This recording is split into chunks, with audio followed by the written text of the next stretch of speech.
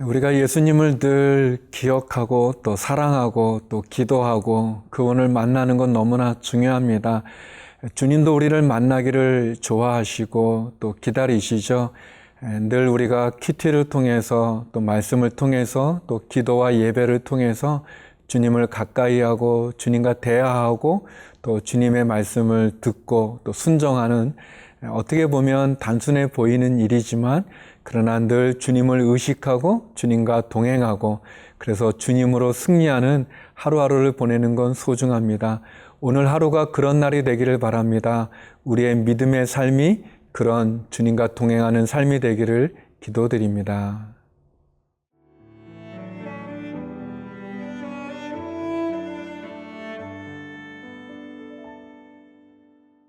마가복음 14장 43절에서 52절 말씀입니다. 예수께서 말씀하실 때에 곧 12 중에 하나인 유다가 왔는데 대제사장들과 서기관들과 장로들에게서 파송된 무리가 검과 몽치를 가지고 그와 함께 하였더라. 예수를 파는 자가 이미 그들과 군호를 짜 이르되 내가 입맞추는 자가 그이니 그를 잡아 단단히 끌어가라 하였는지라. 이에 와서 곧 예수께 나와 랍비여 하고 입을 맞추니 그들이 예수께 손을 대어 잡거늘 곁에 서 있는 자 중에 한 사람이 칼을 빼어 대제사장의 종을 쳐 그 귀를 떨어뜨리니라. 예수께서 무리에게 말씀하여 이르시되 너희가 강도를 잡는 것 같이 검과 몽치를 가지고 나를 잡으러 나왔느냐. 내가 날마다 너희와 함께 성전에 있으면서 가르쳤으되 너희가 나를 잡지 아니하였도다. 그러나 이는 성경을 이루려 함이니라 하시더라. 제자들이 다 예수를 버리고 도망하니라. 한 청년이 벗은 몸에 배 혼니부를 두르고 예수를 따라가다가 무리에게 잡히매 배 혼니부를 버리고 벗은 몸으로 도망하니라. 예수님의 겟세마네 동산에 그 참 피땀 흘린 그 기도가 맞춰지고 이제 주님께서는 당당하게 그 십자가의 길을 가시게 됩니다. 그래서 예수님 제자들과 일어나 우리가 가자 이렇게 이야기할 때 결국 예수님을 잡으러 온 무리들이 예수님을 잡게 되죠.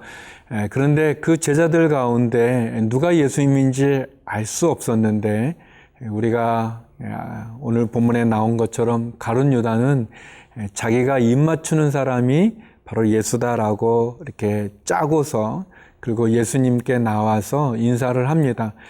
굉장히 가증스러운 인사죠. 선생님이라고 말하고 또 친절한 듯 입을 맞추지만 그것은 예수님을 적들, 원수들에게 넘겨주는 그런 입맞춤이었습니다. 45절의 말씀인데요. 이에 와서 곧 예수께 나와 랍비여 하고 입을 맞추니. 랍비여, 선생님이라고 말합니다. 이렇게 존경의 마음을 담아서 부르는 호칭이겠죠. 그러나 말은 그렇게 하지만 또 인사를 나누는, 입을 맞추는 인사지만 그 인사는 예수님을 적들과 원수들에게 넘겨주는 그런 입맞춤인 것을 봅니다. 예수님은 이 사실을 아시죠. 가룟 유다가 자기를 넘겨줄 것도 아셨고 또 그의 이 입맞춤이 신호라는 것도 아시지만 주님은 그 입맞춤을 거절하지 않으십니다. 또 심지어 제자들 가운데 한 사람이 칼을 뽑아서 그 잡았던 무리 중에 한 사람의 귀를 치는 것도 꾸짖으시고 또 떨어진 그 귀를 또 붙여주는 기적까지도 행하십니다. 예수님 가룟 유다는 참 악인의 그런 배신의 그런 탐욕으로 말미암은 죄의 입맞춤을 하지만 그러나 예수님은 그 십자가를 지는 것을 거절하지 않으시는, 어떻게 보면 하나님의 말씀과 하나님의 그 뜻에 순종하는 입맞춤이기도 하고 또 저와 여러분을 구원의 자리로 인도해 주시는 거룩한 입맞춤을 보여주고 계십니다. 주님과 대조되어지는 가룟 유다나 또 대제사장들이 보낸 하인들 또 군인들의 모습이나 또 칼을 뽑아서 대적하려고 하는 엉뚱한 제자의 모습이나 우리는 여러 가지 모습으로 예수님을 대하고 만나고 있습니다. 나는 어떻게 주님과 입을 맞추고 있는지요?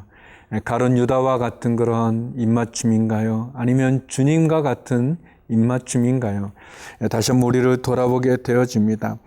주님께서 이 일은 결코 한순간에 이루어진 것이 아니라 우리가 안 것처럼 이미 겟세마네 동산의 기도를 통해서 주님은 결단하신 거죠. 또 십자가를 지시는 이 일은 예언의 성취일 뿐만 아니라 예수님 하나님 말씀에 대한 순종이고 또 저와 여러분 우리를 위한 온 인류를 위한 주님의 사랑이고 헌신인 것을 우리가 알게 되어집니다. 사랑하는 성도 여러분, 저와 여러분이 하나님을 믿고 예수님을 믿고 따라갈 때 우리도 이렇게 주님의 길을 따라갈 수 있기를 원합니다. 주님과 같은 순종과 헌신이 있기를 원하고 또 주님이 내게 맡겨주신 하나님이 내게 맡겨주신 그 사명의 길을 벗어나지 않고 그 사명을 감당하는 저와 여러분이 되기를 바랍니다. 주님이 십자가의 사명을 감당하듯 내가 지고 주님을 따라가야 될 그 십자가의 사명을 감당하는 저와 여러분이 되기를 기도드립니다.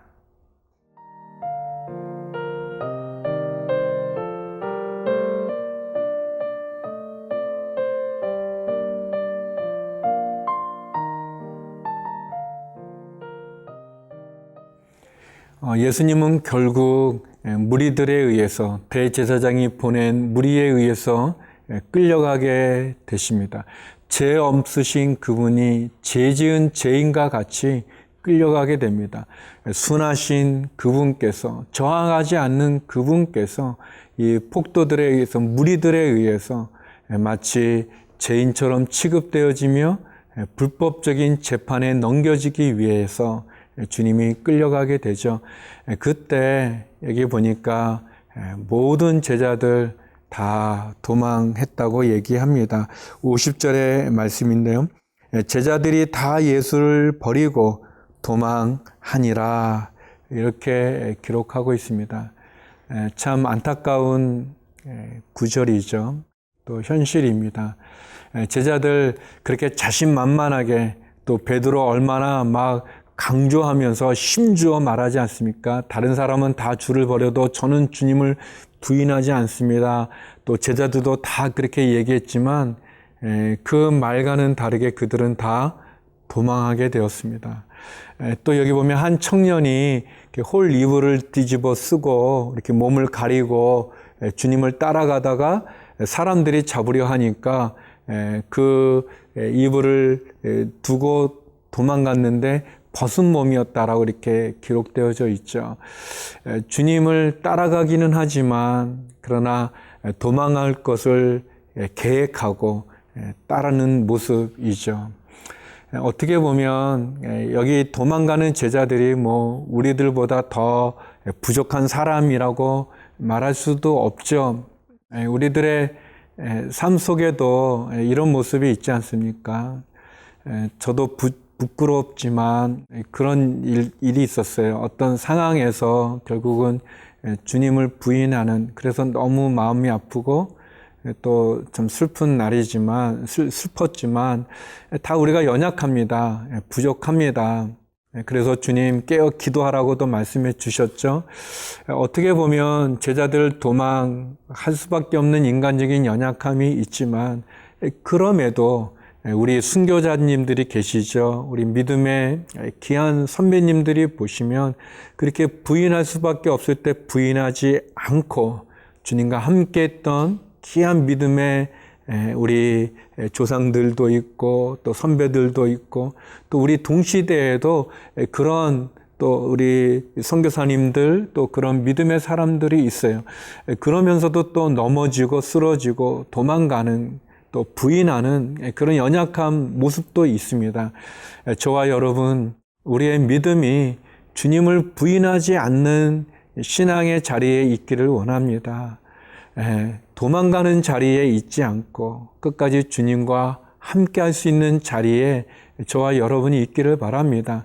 세상이 끊임없이 우리를 위협하고 박해하고 심지어 핍박하고 그래서 우리가 어떤 손해를 봐야 되고 또 경제적인 어려움에 처하기도 하고 또 여러 가지 많은 두려움이 우리에게 있을 때에도 우리가 이 본문을 보면서 또 제자들의 모습을 보면서 우리 자신을 돌아보고 더 겸손하게 주님 어떤 상황에도 부인하지 않는 믿음의 삶을 살게 하여 주시옵소서.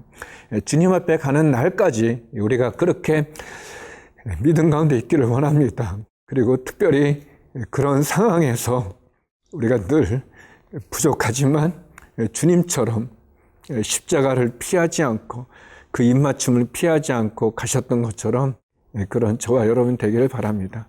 기도하겠습니다. 하나님 아버지, 주님께서 그 제자의 배에 박은 내 입맞춤을 피하지 않으신 것처럼 하나님 우리도 주님을 부인하지 않고 주님과 함께 살게 하여 주옵소서. 믿음을 저버리지 않고 어떤 핍박과 또 어떤 유혹 앞에도 흔들리지 않는 믿음으로 주께 바로 가게 해 주옵소서. 특별히 우리 환우들을 기억하여 주시고 또 해에 있는 성도들과 또 우리 선교사님들 지켜주시옵소서. 우리의 자녀들을 불쌍히 여겨주시고 가정과 우리의 기업 일터를 축복해 주옵소서. 예수님 이름으로 기도드립니다. 아멘.